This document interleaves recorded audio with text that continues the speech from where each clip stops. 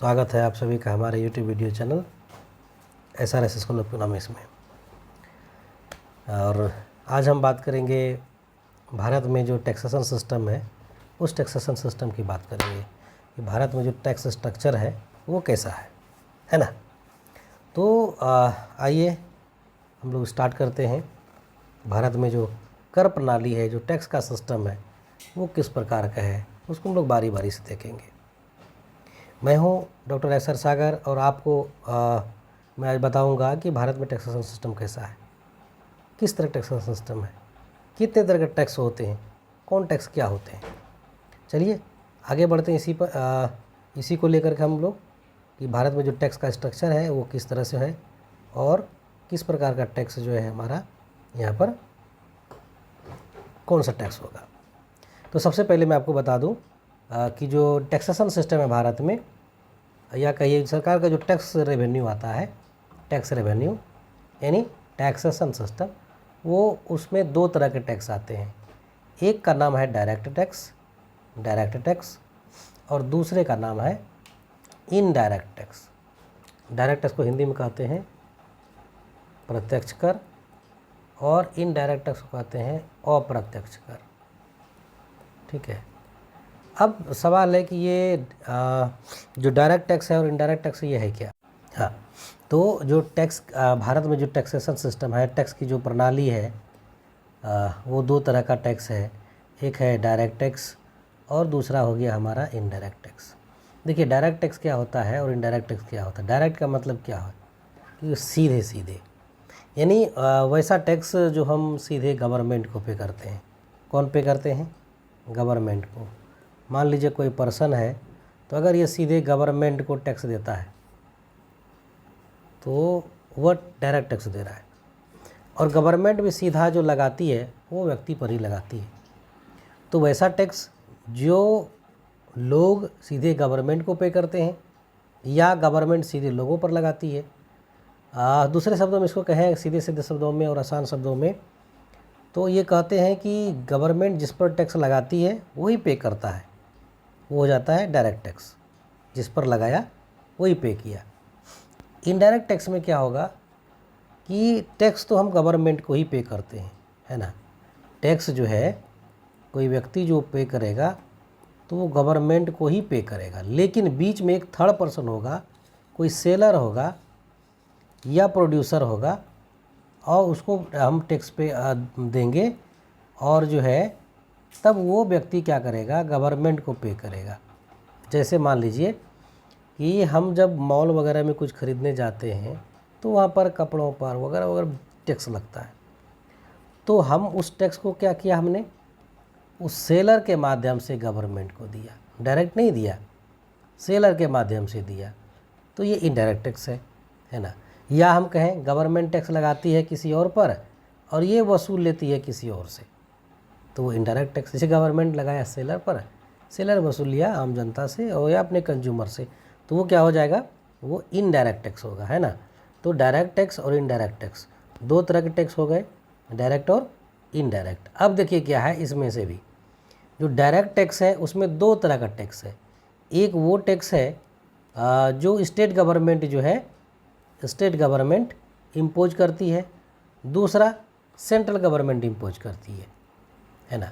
कौन कौन? State government और सेंट्रल गवर्नमेंट इम्पोज करती है। हो गया क्या, डायरेक्ट टैक्स का दो पार्ट हो गया, स्टेट गवर्नमेंट जो इम्पोज करती है और जो सेंट्रल गवर्नमेंट इम्पोज करती है। उसी तरह से जो इनडायरेक्ट टैक्स है ना, इनडायरेक्ट टैक्स जो है ये भी दो तरह का है। एक जो स्टेट गवर्नमेंट इम्पोज करती है, दूसरा जो सेंट्रल गवर्नमेंट इम्पोज करती है या कहीं उसको लगाती है ना। तो ये हो गया। स्टेट गवर्नमेंट कौन कौन सा टैक्स इम्पोज करती है डायरेक्ट टैक्स में। देखिए अगर टैक्स ऑन जो होटल रिसिप्ट होता है उस पर जो टैक्स लगा, लैंड रेवेन्यू पर, अगर एग्रीकल्चर से इनकम है तो स्टेट गवर्नमेंट चाहे तो लगा सकती है। बिजनेस टैक्स है, एम्प्लॉयमेंट पर टैक्स है, जो नॉन अर्बन वेल्थ टैक्स है या tax on non urban immovable property जो है उस पर जो टैक्स लगता है वो स्टेट गवर्नमेंट के द्वारा डायरेक्ट टैक्स लगता है, जिस पर लगाया जाता है वही उसको पे करता है। सेंट्रल गवर्नमेंट जो है ये भी डायरेक्ट टैक्स लगाती है, यानी जिस व्यक्ति पर लगाती है उसी को वो पेमेंट करना होता है सेंट्रल गवर्नमेंट को।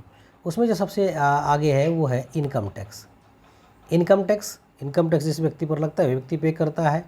वेल्थ टैक्स धन कर, स्टेट ड्यूटी, इंट्रेड tax, expenditure tax, corporate tax, gift tax. ये टैक्स ऐसा है कि जिस पर ये सेंट्रल गवर्नमेंट लगाती है, इम्पोज करती है, और ये क्या होता है उसी व्यक्ति को देना जिस पर लगाया जाता है।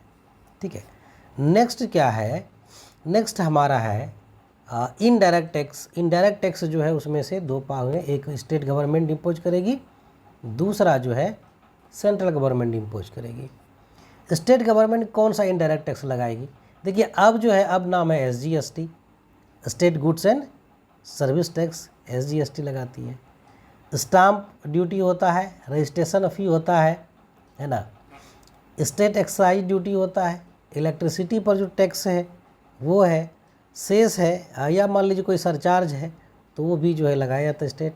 डीजल पेट्रोल पर जो है डीजल पेट्रोल पर जो टैक्स है वो सरचार्ज लग सकता है, सेस लग सकता है, या गैम्बलिंग वगैरह जो है वो स्टेट गवर्नमेंट के द्वारा उस पर टैक्स लगाया जाता है।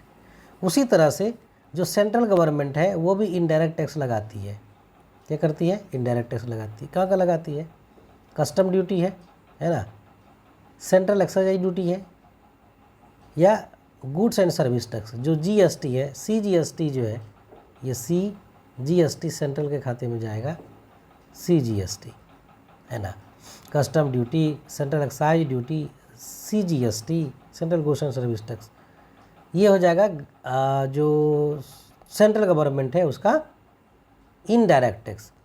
तो हमने यहाँ पर देखा कि जो टैक्सेशन सिस्टम है वो टैक्सेशन सिस्टम भारत में कैसा है कि पहला जो टैक्स सिस्टम पूरा है दो पार्ट होगा, इनडायरेक्ट और डायरेक्ट टैक्स। इनडायरेक्ट में दो पार्ट होगा, एक स्टेट गवर्नमेंट लगाएगी, दूसरा सेंट्रल गवर्नमेंट लगाएगी। उसी तरह डायरेक्ट टैक्स में भी दो पार्ट होगा, एक स्टेट गवर्नमेंट लगाएगी, दूसरा सेंट्रल गवर्नमेंट लगाएगी। स्टेट गवर्नमेंट का जो डायरेक्ट टैक्स है वो आपने देखा, सेंट्रल गवर्नमेंट का जो डायरेक्ट टैक्स है वो आपने देखा, स्टेट गवर्नमेंट का इनडायरेक्ट टैक्स को आपने देखा, और सेंट्रल गवर्नमेंट का इनडायरेक्ट टैक्स को आपने देखा, है ना।